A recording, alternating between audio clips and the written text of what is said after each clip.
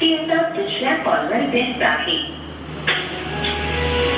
Hello, कुणाला बोलत होती का? काय रे तुझी कटकट? जेव्हा बघत तेव्हा नुसता संशयच घेत असतो माझ्यावर.